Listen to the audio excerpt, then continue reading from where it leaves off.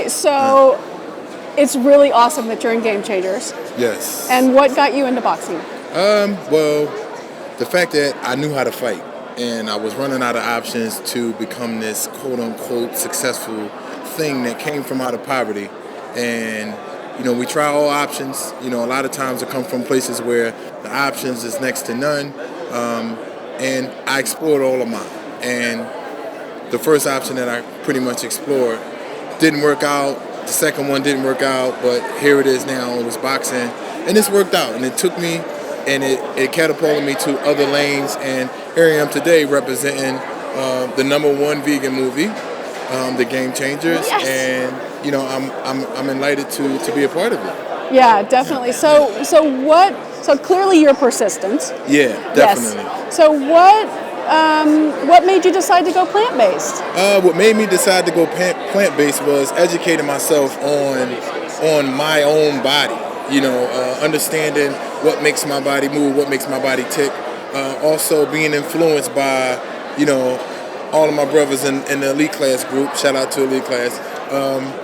And it was just something that I felt as though it was the better thing to do. Yeah. And I was the last one to actually turn vegan because I was inside of a promising career already. And I didn't want it to interfere with my physical attributes and physical qualities that I already possess. Thinking of the myths and, you're going to get weaker, you're going to get this. So it took me a while to fully transform, but once I did, I never looked back. No cheating, no nothing, none of that. I'm going to do this today. Nothing, none of that. So do you feel like you have a competitive edge because of that? Yeah, I have a competitive edge not only in the sport, but I think in life. It's more so in life. I don't want to dwell on what I can get from the sport. I want to dwell on what I can get from life, because regardless whether I'm only in the ring for 12 rounds, and that's if the fight goes that long. Sure. So I want to pretty much be the person that I want to get the glory outside. And this veganism and the plant-based lifestyle is more so for the longevity.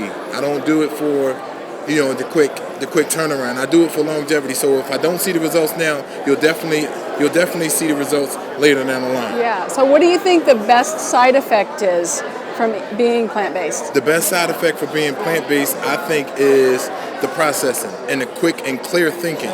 Your logic starts to get misunderstood by a lot of people because, a lot of people are thinking the same way and they're under a particular influence that they've been under for years. Mm-hmm. So, I try not to place judgment because I was once that person, and I try not to force myself on people anymore because I learned that. But I just want people to see how I see and think how I think. And, unfortunately, we can't have everybody thinking like that. But, the best attribute, I think, is the clear thinking and the expanding of your mind. Great.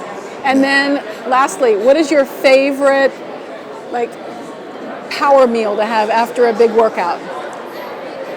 Peanut butter and jelly. Yes. That's it. Before I was vegan, after I was vegan, it's just like, nothing is restricted. It's like, I don't want to give meat that much credit. It's like, all of the better things in life were things that were plant-based. That's right. So here we are, peanut butter and jelly and some almond milk. You already know what it is.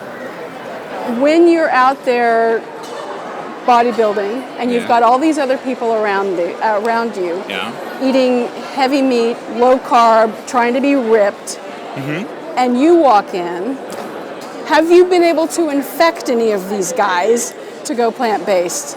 It's funny that you use the word infect, because I really think that's what you're doing when you just live the lifestyle and not preach it too much to those guys, because bodybuilders are extremely high ego people, obviously, like you want to gain muscle, you want to become bigger. So what I learned through my experience is that when you start to eat the right things for you and they work out for you, people will come up to you and ask you, what did you do? Why do you get leaner?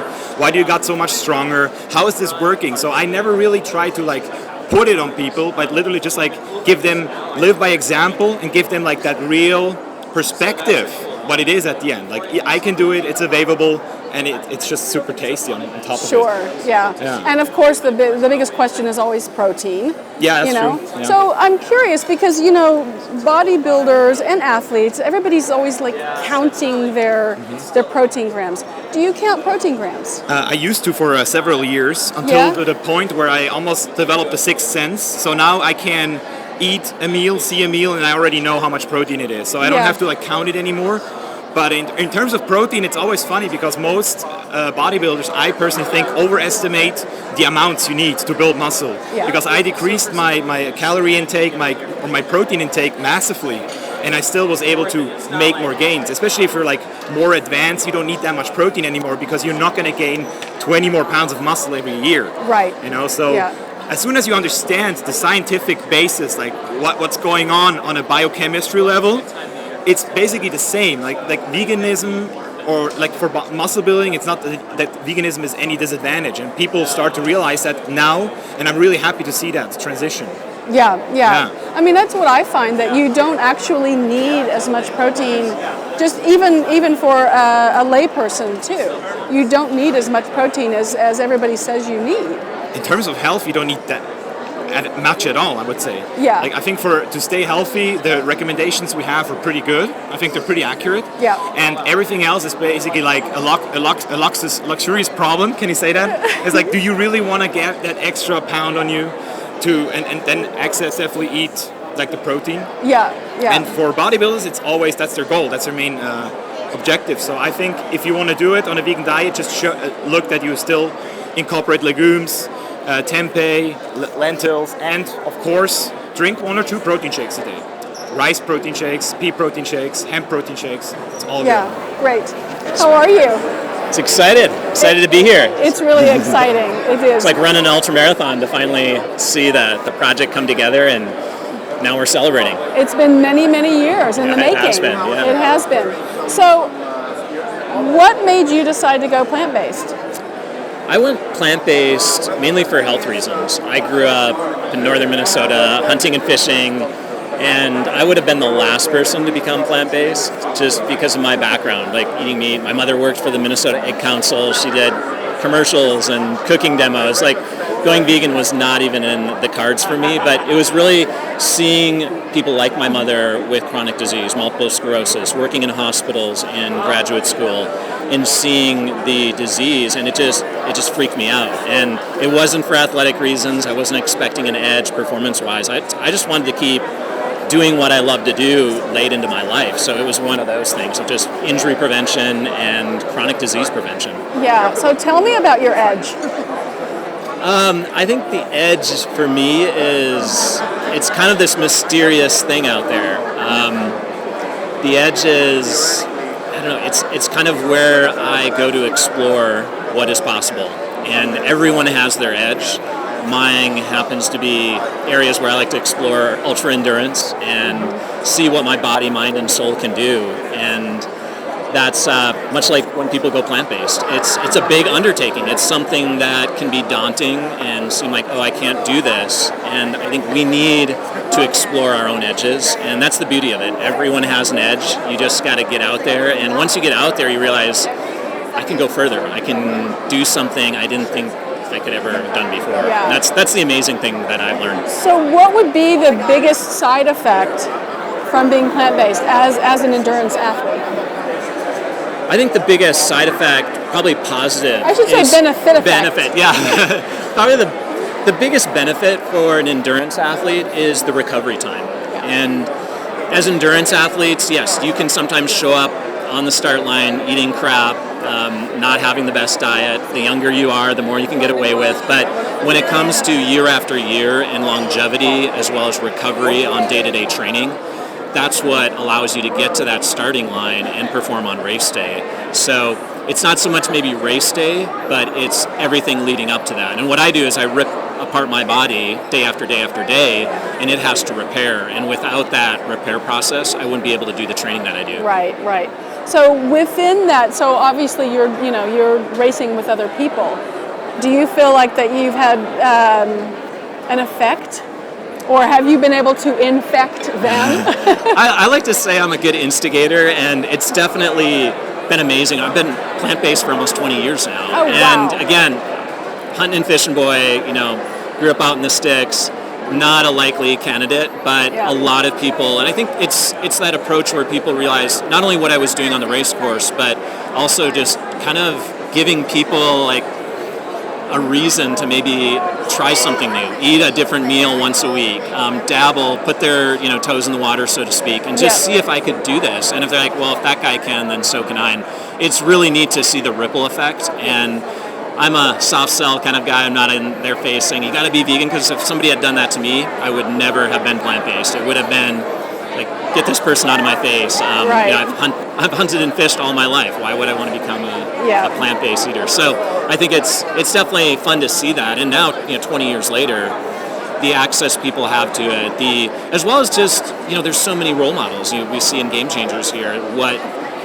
role models, whether it's power sports, whether it's team sports, whether you're a guy, whether you're a gal, no matter what level you're at, you can do this. And that's what's encouraging. So it's not, I think sometimes they'd look at endurance athletes like me and think, oh, well, he's just one of those, low body fat percentage, ultra endurance athletes. That works for that. But what if I want to be, a power lifter? What if I want to be a boxer or whatever sport? Like, I think those stereotypes are being broken down again and again. Yeah. And it's had its ripple effect across sports and active lifestyles. Exactly. And all of those are in Game Changers. So you've got the gamut of, long and lean endurance to, the strongest man in the world who's got arms as round as my waist, So it is really exciting to be able to see all of those different kinds of athletes. Definitely. And each individual, and I think that's what's cool, is to see people, however they get into the lifestyle, the diet, they come through different avenues. And we're all conduits, we're all inspiring people, and that's what I love about it. Most people would never think, and I used to hate running and I used to hate vegetables, and look at me now. I'm here I am 20 years later on a plant-based diet running ultramarathons. So I think what people they realize is that maybe they're not winning events or breaking records, but they're having an effect on other people. And it's really, I think the plant-based movement is really an exciting time. I started 20 years ago when it was just this, I don't know, buddies of mine who were hippies, and I'm reading Howard Lyman's books, Mad Cowboy. I got inspired by somebody like, hey, this third generation cattle rancher went vegan. Maybe I could do this. So we all need those individuals, and I think that's what's so fun about Game Changers, is it's going to touch the hearts and minds of so many people, whether they're living in the inner city or whether they're living out in the woods or on a farm or wherever across the country. And I think that's what's important. And mostly men who think that they need to eat meat. Definitely, because I think it's definitely easier. And I think that's why a lot of people did turn to me initially to become this individual, like, hey, this guy is doing this. Because a lot of times it was the female athlete or the female spokesperson in the movement. And it's great to see all these men showing that it can be done. And no matter what you're trying to do, you can do it on a plant-based diet. Exactly. I think the biggest question I am curious about, and it's always that question of protein, which drives all of us plant-based people completely crazy. But do you pay attention to how much protein that you eat? Yes, I actually have to pay attention because of what I do. And I think it's, usually the question is a little bit weird because most people in society eat more protein than they actually need. So for most people, it's not really a relevant question.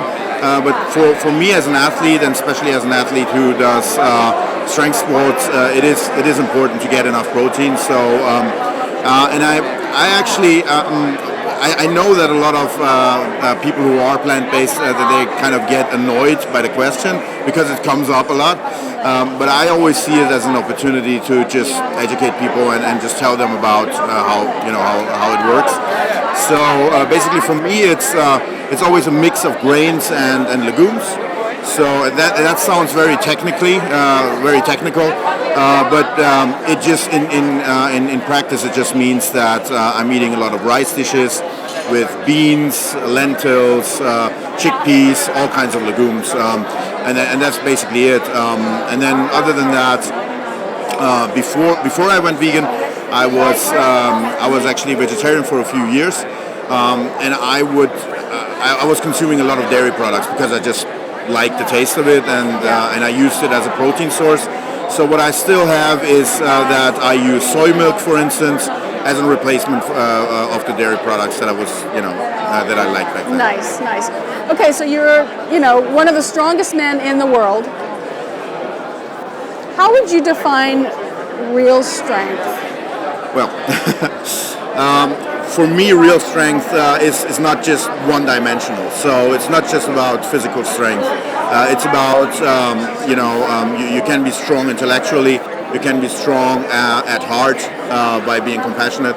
And that's for me, if you're only strong in one domain, it doesn't really do anything. And so that's one thing. And then the other thing is that I always think strength in and of itself is useless if you don't use it for something greater, for something good, to achieve something that helps other people or that changes the world for a better. And that was one reason for me as an athlete to think about how I could use my strength and use my achievements as an athlete to try to help in a cause that is much bigger than I am, and that goes beyond everything that I can do. And that's basically what this film does. It's so much bigger than what I do, but at the same time, it is exactly carrying the message that I want to carry out in the world. So for me, it was a huge opportunity to just